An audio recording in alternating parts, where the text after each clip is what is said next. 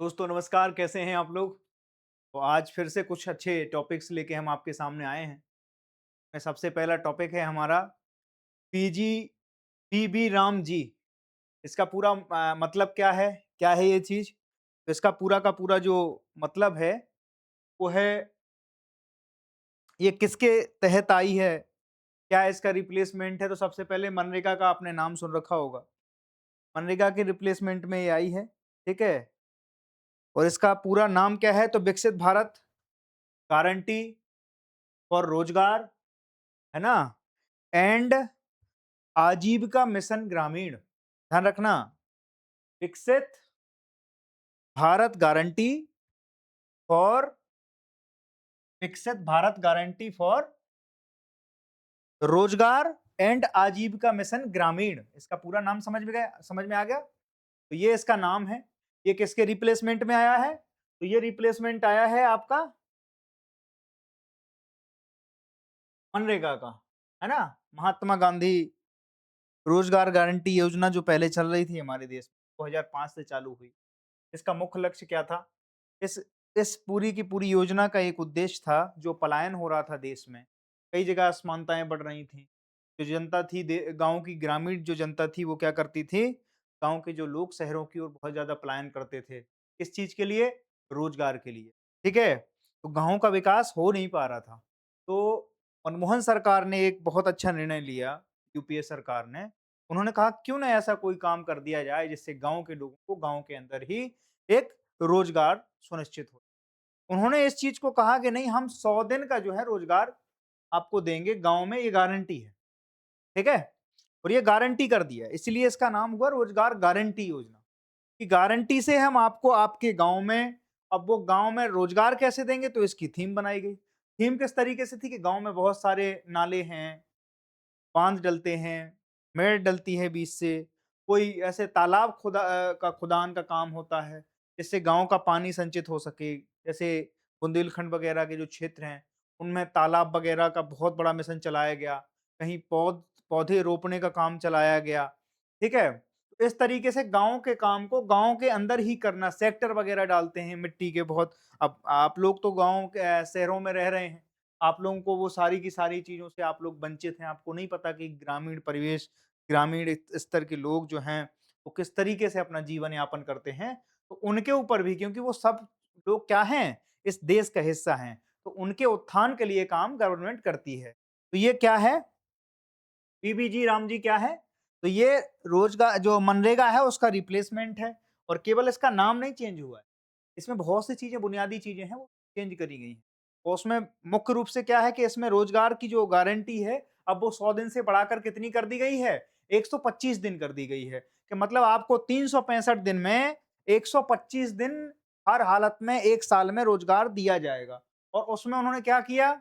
उसमें रेट भी तय कर दिए गए हैं। पहले ये रेट जो थे वो कम थे, अब उन्होंने ₹28 के समथिंग इसमें रेट में बढ़ोतरी करी है, 28 साढ़े ₹28, और प्रतिदिन का उन्होंने साढ़े ₹28 बढ़ोतरी करके इसके कितने कर दिए हैं? तो ₹300 कुछ रुपए कर दिए हैं। और जो औसतन अब मज़दूरी है पूरे देश में, भारत सरकार ने उसको ₹300 फिक्स कर दिया है, कि ₹300 से नीचे कोई भी किसी भी जगह से आता हो, किसी भी इलाके से आता हो, इससे नीचे किसी भी व्यक्ति की जो दैनिक मज़दूरी है वो कम नहीं होना चाहिए। बात समझ में आई? तो इससे क्या होगा? इससे वो जो अंतर है वो बहुत पड़ जाता है। जैसे कोई बिहार से आता है, अब बिहार से कोई लोग आ रहे हैं, अब वो तमिलनाडु में जाते हैं तो उनको ₹1000 दिन मिल रहा है, और बिहार में कोई ले रहा है तो पता चला ₹100 दिन पे ही काम करा रहा है। तो गवर्नमेंट कह रही है कि नहीं, आपको 300 से ज़्यादा तो मैं ही दे रहा हूँ। 125 दिन का रोज़गार है, इससे मतलब ये है कि आपकी जो दैनिक मज़दूरी है वो ₹300 से ज़्यादा होनी चाहिए। और इसमें क्या दिया गया है? नो वर्क पीरियड भी दिया गया है, कि फसलों का समय है। मान लो खरीफ की फसल है, रबी की फसल है, इन फसलों का जब टाइम आएगा, तो ये जो पीरियड होगा, जो इसको बोलते हैं कि आपकी जो फसल का पीरियड है, तो नो वर्क पीरियड, खेती के सीज़न के समय कोई भी काम किसी भी स्तर पे नहीं होगा। किसके तहत? इस योजना के तहत, ठीक है? ना तो नाली खुदाई का काम होगा, ना गूल भराई का काम होगा, ना फिर तालाब खुदाई का काम होगा, ठीक है? पोखर वगैरह जितने भी खुदते हैं गाँव में, बहुत सी चीज़ें हैं जो गाँव के स्तर पे चलती रहती हैं। बांध बनाई का काम होता है, ठीक है? तो वो सारे के सारे क्या हैं, रोक दिए जाएँगे, कब? जब आपके खेती का सीज़न आएगा, ठीक है? तो इससे लाभ क्या है? लाभ पहली चीज़ कि भाई जो आपको 100 दिन की मज़दूरी मिल रही थी, वो कितनी गारंटी कर दी? 125 दिन, ठीक है? दूसरी चीज़ क्या हो रही है कि आपकी दैनिक मज़दूरी में बढ़ोतरी कर दी है, ठीक है? तीसरी चीज़ क्या है? तीसरा लाभ इसमें ये है कि इसमें वित्तीय अनियमितताएँ बहुत थीं। वित्तीय अनियमितताएँ इतनी ज़्यादा थीं इस पूरे के पूरे कार्यक्रम में कि जॉब कार्ड बनते हैं गाँव-गाँव के स्तर पे जब मनरेगा बना था, तो मनरेगा के उसमें जॉब कार्ड बहुत सारे बने थे। ब जॉब कार्ड से ही इसमें तय होता है कि कितने दिन आपने क्या मज़दूरी करी। तो होता क्या था कि गाँव के स्तर पर प्रधान प्रधान के स्तर पे और सचिव जो आपके सचिव होते हैं, उनके स्तर पे क्या होता था कि वो लोग कई लोगों के जॉब कार्ड ऐसे फर्जी बना देते थे। फर्जी उनकी दैनिक मज़दूरी चल रही है। पता चला कि एक जगह बोले कि तालाब खुदवाया गया, का बजट बना दिया। फिर तालाब पुरवाया गया, ठीक है? पुरान का ब बजट बनवा दिया गया। तो ये सारे सेक्टर डलवाया गया, और सेक्टर कहीं डलते नहीं थे। कई-कई जगह तो ऐसा होता था कि पता चला कि एक सेक्टर बनाने के लिए 3000 मज़दूर अगर मान लो कि उस सेक्टर को बना देंगे, तो उसमें क्या हुआ उन्होंने 10,000 का डाल दिया कि 10,000 मज़दूर लगे साहब। ठीक है? और वो काम किससे करा दिया? जेसीबी से करा दिया। 4 घंटे में पूरा का पूरा सेक्टर ढल के तैयार हो जाता था।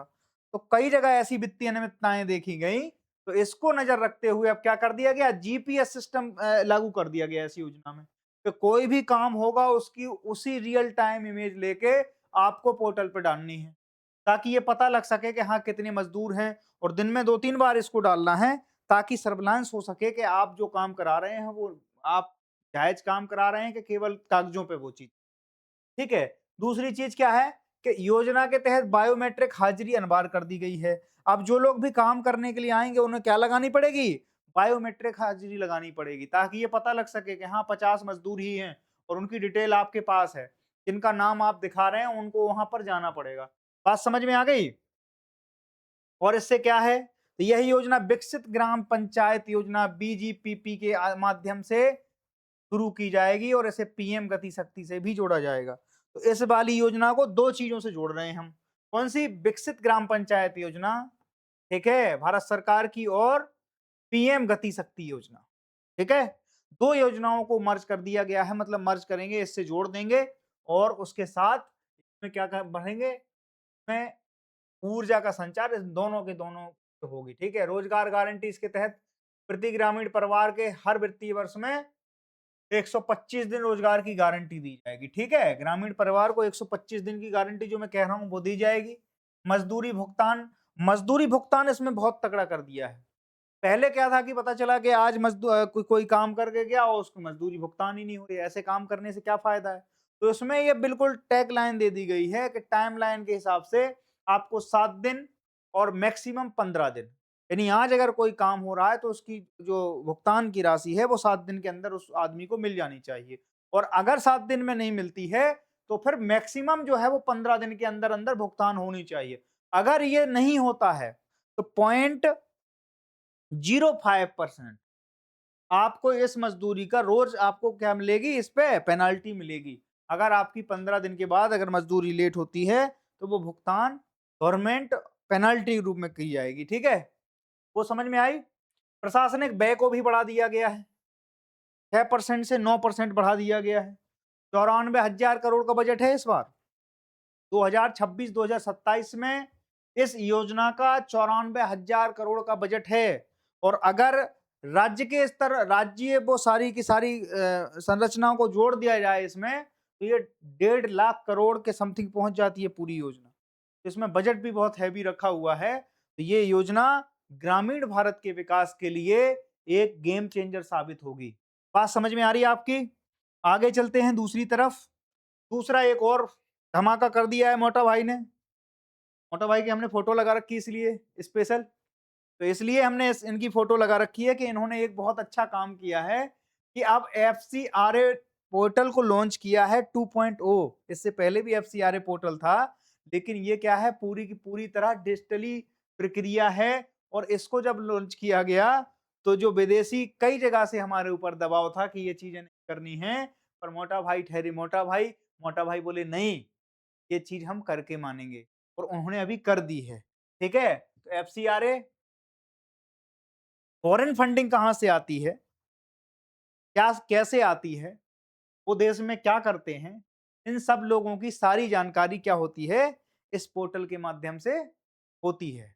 अब इससे पहले जो था वो क्या दिक्कतें थी? हमारे पास जो एनजीओ हैं, जो संगठन हैं, 14,000 साढ़े 14,000 से ज़्यादा संगठन हैं, जो रजिस्टर्ड हैं, जो हर साल आईटीआर भरते हैं, तो वो तो जानकारी हमारे पास है। पर इसमें दिक्कत ये थी, कि ये जो साढ़े 14,000 से ज़्यादा संगठन हैं, ये इनकी जो प्रक्रियाएँ हैं, वो हैं कि कुछ तो आपको पोर्टल पर जमा करने हैं कागज़ात और कुछ जो है मैनुअल जाके करने थे।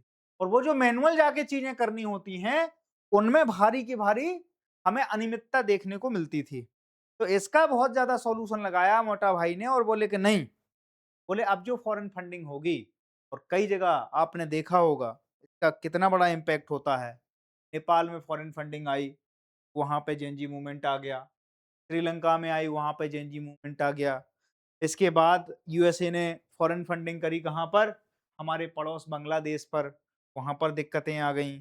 आप देखिए कि फॉरेन फंडिंग का कितना बड़ा खेल है कि अगर हम चाहें कि जिस देश में हमें अशांति पैदा करनी हो, वहाँ पर हम फॉरेन फंडिंग के माध्यम से फंड करें और आप देखिए कि देखते ही देखते अभी कई लोगों का ऐसा आरोप है कि ये जो सीजेपी बनी है, कॉकरोच जनता पार्टी, इनका भी बहुत ज़्यादा नाम आ रहा है कि इनको भी कई लोगों के द्वारा फंडिंग की गई है और ये खाली मुहरे मात्र हैं, इसके पीछे बड़ी-बड़ी शक्तियों का हाथ है। ठीक है? मैं इसके ऊपर नहीं जाता हूँ क्योंकि मेरे पास कोई ऐसी एविडेंस नहीं और व्यक्ति की आवाज़ बिल्कुल उठनी चाहिए लोकतंत्र में। लेकिन वो आवाज़ नेचुरल उठ रही है कि उसको कोई उठाया जा रहा है, उकसाया जा रहा है, आग भड़की है कि आग को भड़काया जा रहा है घी डाल के, इसके पीछे कैसे कोई तय करेगा? तो इसके लिए ही अब ये चीज़ें जो हैं, वो लाई गई हैं। एफसीआरए एक बिल है, अब ये क्या करेगा? ये जो फॉरेन फंडिंग आती है, अब 20,000 से ज़्यादा लोग हमेशा क्या किए रहते हैं? रजिस्ट्रेशन किए रहते हैं। उनको अप्रूवल चाहिए होता है संगठन के लिए कि भाई हम फॉरेन फंडिंग लाना चाहते हैं देश में, देश का विकास करना चाहते हैं। सारे के सारे फॉरेन फॉरेन फंड जो आते हैं, जो आपके समाज सेवा के लिए आते हैं, जो किसी भी माध्यम से किसी चीज़ के लिए आते हैं, उनमें एक चीज़ कॉमन होती है कि हम देश का विकास करना, हम आपकी सेवा करना चाहते हैं। सेवा की आड़ में जो गोरख धंधा चलता है, वो अभी आप देख लें, अभी मैं समझाऊँगा आपको, ठीक है? तो इसमें क्या है एफसीआरए में? एफसीआरए 2.0 में सबसे बड़ी बात तो यही है कि ये इन सब चीज़ों पे निगरानी करेगी और डिजिटली सब चीज़ों पे क्या लाएगी? ट्रांसपेरेंसी लाएगी। कोशिश करेंगे कि आप जो फंड ला रहे हैं, वो एक्चुअल जगह जा रहा है कि नहीं जा रहा है, ठीक है? कई जगह देखा जाता था, कई ऐसे संगठन थे, आतंकवादी संगठन, जिन्होंने नाम बदल-बदल के कुछ ऐसी संस्थाएँ खोल रखी थी इंडिया में और वो जम्मू कश्मीर से लेके दिल्ली और बेंगलुरु तक अपने नेटवर्क बिछाए हुए थे और इसी माध्यम से उनको फंडिंग होती थी। फिर इस पे ज़्यादा चूड़ियाँ कसी गईं। धीमे-धीमे वो चीज़ें फ़िल्टर हुईं। फ़िल्टर होने के बाद पता चला कि यार हम तो अपने ही कब्र खोदने में लगे हुए हैं। ठीक है? तो ये सारी चीज़ें अपन को यहाँ पर देखनी है। 30 जून 2026 को केंद्रीय मंत्री अमित शाह द्वारा ये क्या किया गया? ये पोर्टल लॉन्च किया गया। तकनीक के आधार पर यह पोर्टल मेगा राज क्लाउड, ये हमारा स्वदेशी क्लाउड है। ध्यान रखना है, इसका जो भी डाटा होगा, इस एफसीआरए में जो भी चीज़ें हो रही हैं, वो हम अपने निजी डाटा में डाटाबेस में रखेंगे और निजी डाटाबेस का मतलब क्या नाम है हमारे? मेघराज क्लाउड। कल भी मैंने इसके बारे में आपको पढ़ाया था कि एक चीज़ हो रही थी जिसका हम क्या कर रहे थे? मेघराज क्लाउड का क्या कर रहे थे? उपयोग कर रहे थे। ठीक है? अब डाटा हमारे पास है, आप क्या कर रहे हैं वो जानकारी हमारे पास है, हम उसको एनालाइज़ करके 1 मिनट में दूध का दूध, पानी का पानी करने में के हमारे पास ये अथॉरिटी है। बात समझ में आई? इसमें आधार प्रमाणीकरण की सुविधा उपलब्ध है। पोर्टल में ओ ओसीआर, ऑप्टिकल कैरेक्टर रिकमेंस और ई-साइन जैसी आधुनिक तकनीकें शामिल हैं इसमें। ठीक है? ई-साइन भी होगा। आप कभी भी जैसे जाते हो ना तो आपको ज़रूरत नहीं होती फिर वहाँ पे करने की। आप जैसे ही साइन करेंगे वो ई-साइन में बदल जाएँगे। ठीक है? ई-ओसीआई कार्ड, पासपोर्ट रिन्यू होने तक ओसीआई बुकलेट को दोबारा बनाने की आवश्यकता। अब ओसीआई कार्ड डिजिटल रूप से मान्य और आजीवन उपयोग कर सकते हैं और इसका लाभ कितने लोगों को मिलेगा? इसका लाभ मिलेगा 50 लाख से ज़्यादा लोगों को। ठीक है? तो ये सारी की सारी चीज़ें हैं और इसमें क्या है कि एफसीआरए 2.0 पोर्टल से पारदर्शिता, जवाबदेहिता और सुशासन को अधिक मजबूती मिलेगी। ये हमारे देश के गृह मंत्री का कहना है कि इससे क्या होगा, ट्रांसपेरेंसी। क्या दिक्कत है? आप बच्चों के भविष्य के लिए अच्छा काम करना चाहते हैं। आप कह रहे हैं कि साहब हम ना यूपी के नोएडा में 10 जो है स्कूल हैं सरकारी, उनको बेहतर शिक्षा देने के लिए कुछ फंड बाहर से ला रहे हैं। सरकार कह दे रही ठीक है ले आओ। सरकार कह रही है कि लेकिन वो कहाँ-कहाँ वितरित हो, उनकी पूरी की पूरी वो हमारे पास हिस्ट्री कुंडली हमारे पास रहेगी। कि आपने कहाँ-कहाँ वितरित किए। अगर आपने मान लो कि उस पैसे में से कुछ घपला किया, तो हल्के-हल पकड़ लेंगे आपकी गर्दन कि साहब आपने ये तो किया नहीं था, आपने तो वादा कुछ और किए थे। आप तो यहाँ से पैदा क्या ये तो सब नंबर 2 के फर्जी चीज़ें चल रही हैं आपकी। वहाँ पर क्या है, आपकी गर्दन दबोचने का काम सरकार तो तत्काल प्रभाव से करेगी। ठीक है? तो ये नकेल कसने का काम हमारे मोटा भाई ने किया है। बात समझ में आई? तो एफसीआरए 2.0 ये वैसे कहने को ये डिजिटल प्लेटफ़ॉर्म है और बहुत छोटी चीज़ हो रही है इसके साथ। पर ये बहुत बड़ी चीज़ें हो रही हैं। तो लोग फंड-वंड लाते हैं बाहर से, जिनका यही काम था, धंधा था पैतृक, आंदोलनजीवी भी कहते हैं हम लोग कई जगह, तो उन लोगों का यही काम था। वो लोग बस हो, हा, हा, हू करते रहते हैं। सरकार के खिलाफ कुछ उन्होंने अनर्गल बोलना है और उसके बाद उन्हें क्या होता है, बगल के जितने भी लोग चाहते हैं कि इस देश में अशांति पैदा हो, तो उन्हें लगता है हाँ, ये मोहरा ठीक है, इसको पकड़ लेते हैं। भाई तेरे को ना अपन 10 लाख रुपए देंगे, दिल्ली से 50-100 लौंडे बुलाओ और सरकार के खिलाफ हाय हाय करने के नारेबाजी करनी है। उसके खाने-पीने की व्यवस्था से लेके सारी चीज़ें, तुम्हारा टिकट होटल में हो जाए। ठीक है? बात समझ में आई? तो कुछ लोग ऐसे हर जगह मिल जाएँगे वो आपको, हर जगह। आप देश में कितने भी आंदोलन हो, नेचुरल आंदोलन हो भी, वो क्या करते हैं, डाइवर्ट करने का काम करते हैं और वो आपको वहाँ मिल जाएँगे। हर न्यूज़ चैनल पे मिल जाएँगे। मतलब जब वो सोच लेंगे कि आग लगी है, वहाँ घी लेके पहुँच जाएँगे। ये ऐसे लोगों से बचने के लिए ऐसी चीज़ें बहुत ज़रूरी हैं। अगर हमें स्थिर देश के रूप में अपने आप को विकसित करना है, तो ऐसे लोगों के लिए ये वाली चूड़ियाँ ज़रूरी है जो मोटा भाई लेके घूम रहे हैं। ठीक है? तीसरी चीज़ देख लीजिए साहब। तीसरी चीज़ ये है, ये ज़्यादा कुछ ऐसे इसमें है नहीं, बस इसमें ये जानकारी होना चाहिए कि 29वां एनसीईजी सम्मेलन 2026 कहाँ हुआ? तो ये हुआ राजस्थान के जयपुर में हुआ। ठीक है? और इसकी तिथि क्या थी? तो 1 जुलाई से 2 जुलाई आज के दिन ये चल रहा है जयपुर में। ठीक है? और इसका विषय क्या है? तो digital governance best practices. Digital governance का बड़ा बोलबाला है। कल मैंने ज़ीरो एफआईआर के बारे में आपको बताया था। एक ऐसी एफआईआर जिसको आप कहीं से भी लॉन्च कर सकते हैं। ठीक है? किसी भी थाने में आपकी एफआईआर लिखी जाएगी। मामला भले ही किसी जगह का हो। ठीक है? तो वो सारी की सारी चीज़ें इन्हीं कॉन्फ्रेंस में डिस्कस होती हैं और फिर वो एक मूर्त रूप लेती हैं और फिर हमारे यहाँ एक कानून का रूप लेकर आपके ऊपर वो चीज़ें डाल दी जाती हैं। तो ये जब भी कॉन्फ्रेंस इस तरह की हुआ करें, आप लोगों को इसमें देखना है कि निष्कर्ष क्या निकला, क्या-क्या चीज़ें रहीं। ठीक है? प्रशासनिक सुधार और लोक शिकायत विभाग, है ना? इसके आयोजक कौन-कौन से थे? डीएआरपीजी, प्रशासनिक सुधार और लोक शिकायत विभाग और इलेक्ट्रॉनिक और सूचना प्रौद्योगिकी मंत्रालय, है ना? एमईआईटीवाई द्वारा संयुक्त रूप से आयोजित किया गया था जयपुर में। ठीक है? प्रशासनिक सुधार और शिकायत विभाग जो है और हमारा इलेक्ट्रॉनिक्स और सूचना प्रौद्योगिकी मंत्री जो है मंत्रालय, उस दोनों ने जॉइंट इसको वो किया था, ऑर्गेनाइज किया था। ठीक है? ये सारी चीजें हो गई। ये तो एक बेसिक है जो हम आपको बताना चाह रहे थे। तीसरी चीज़ देख लेते हैं कि जीएसटी के आज पूरे 9 साल हो गए। विपक्ष कहता है कि एक हमारे जो नेता प्रतिपक्ष हैं, उसको क्या कहते हैं? गब्बरमेंट टैक्स बोलते हैं, क्या बोलते हैं? वो कुछ ऐसी टर्म यूज़ करते हैं। ठीक है? हाँ, तो वो इसको क्या कहते हैं? गब्बर टैक्स। और मोदी जी कहते हैं कि इसमें वो बहुत ज़्यादा विकास हुआ। एक चीज़ों को जो ऑर्गनाइज़ करने की कोशिश थी कि सारी चीज़ें अपने एक प्लेटफ़ॉर्म पे आ जाएँ। जद में आ जाए सरकार की वो कोशिश। अब देख लेते हैं 9 साल में क्या हुआ, क्या खोया, क्या पाया डिपार्टमेंट से, क्या इसमें निष्कर्ष निकाल पाए। ये वर्षगांठ कौन-सी है? 9वीं है। 1 जुलाई 2026 जो है इसकी 9वीं वर्षगांठ है। 1 जुलाई 2017 में इसके क्या हुआ था? फ़ॉर्मेशन हुआ था और ये क्या आई थी? एक कानून की शक्ल में हमारे सामने आई थी जीएसटी, है ना? गुड्स एंड सर्विसेज टैक्सेस का नाम। 9 वर्ष पूरे हो गए हैं 1 जुलाई 2026 को। 1 जुलाई 2017 से इसको लागू किया गया था और इसमें क्या था कि पिछले वर्ष की अवधि में इसमें कितने परसेंट की तुलना है? 13.9% की तुलना में वृद्धि हुई है। पिछले वित्त वर्ष में इसमें कितने परसेंट की वो हुई है, वृद्धि हुई है? 13.9% की वृद्धि हुई है। अब जितने भी एमएसएमई वगैरह हो रहे हैं देश में, सब में जीएसटी लगता है। तो जीएसटी से क्या है, एक तो आपको पता लग रहा है, उसकी पूरी फाइनेंशियल रिकॉर्ड गवर्नमेंट के पास है कि भाई वो क्या कर रहा है, कितनी चीजें करी। थोड़ा बहुत है, पर आप डिजिटली बच नहीं सकते हो, क्योंकि आप किसी चीज का जैसे लेन-देन कर रहे हो खाते में। अभी मैं बताऊँ आपको, एक कोई कंपनी थी, कंपनी ने लेन-देन किया तो अब क्या हुआ, जीएसटी वो ला रहा था, 18% जीएसटी उसको मिल रही थी, पर वो गवर्नमेंट को नहीं दे रहा था।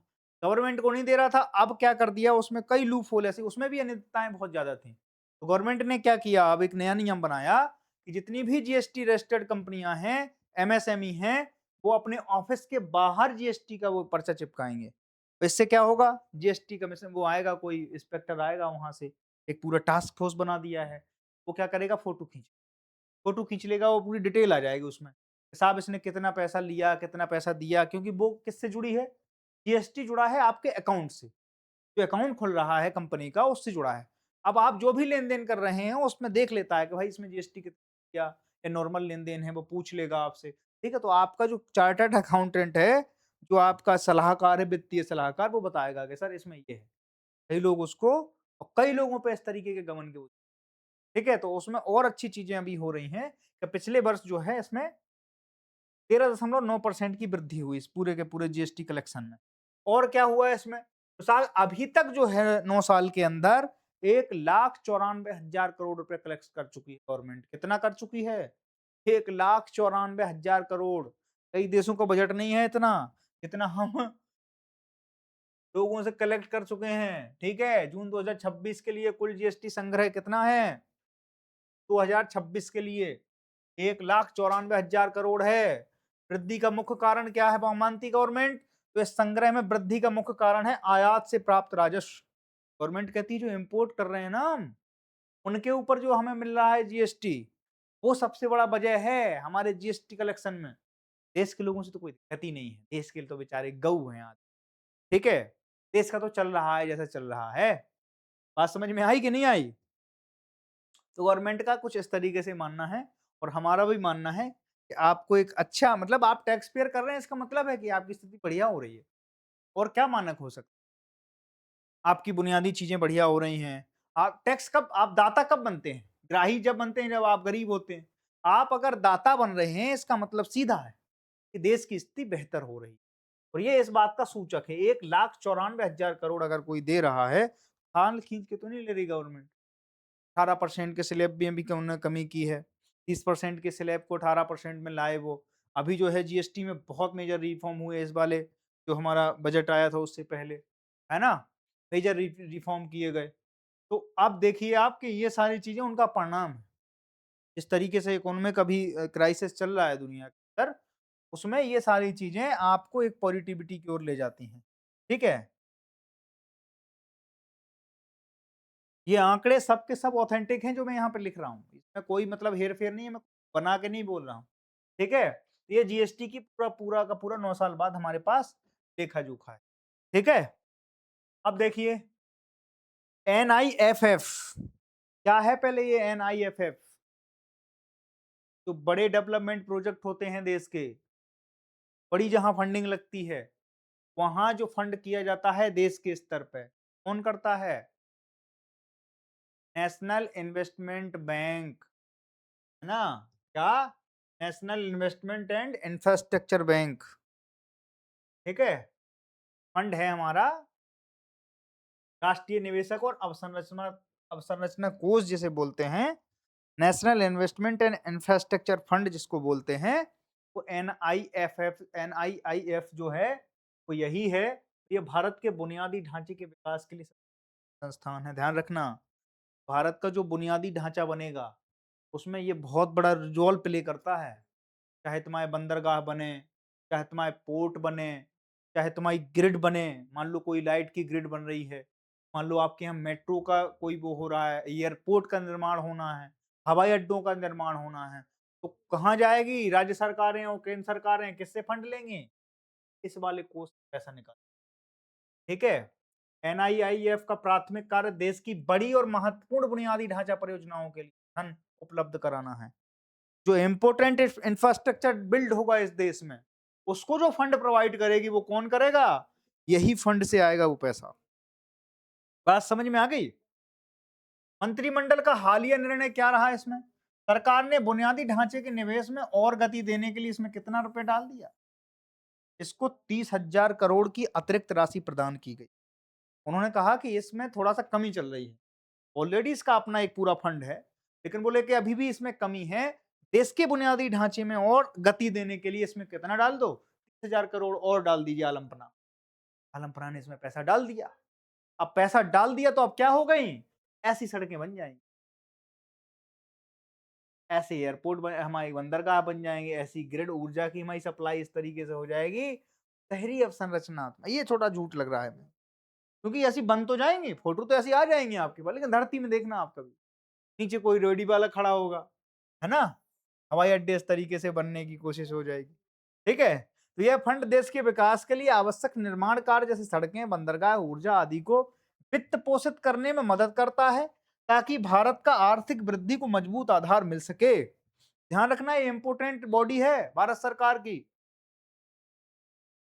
एनआईआईएफ जो है वो इंपोर्टेंट कोष है, जो भारत के बुनियादी बड़े इंफ्रास्ट्रक्चर को बनाने के लिए फंड करता है और उसके ऊपर मैंने आप आज आपको बताया, ठीक है?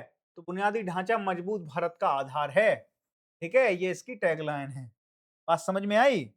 अब देखिए एनआईआईएफ सार्वजनिक और निजी क्षेत्र के सहयोग से भारत में अवसंरचना निवेश को बढ़ावा देता है और समावेशी एवं सतत विकास सस्टेनेबल डेवलपमेंट को सुनिश्चित करता है। बात समझ में आ गई आपके? इतनी चीजें समझ में आ गई?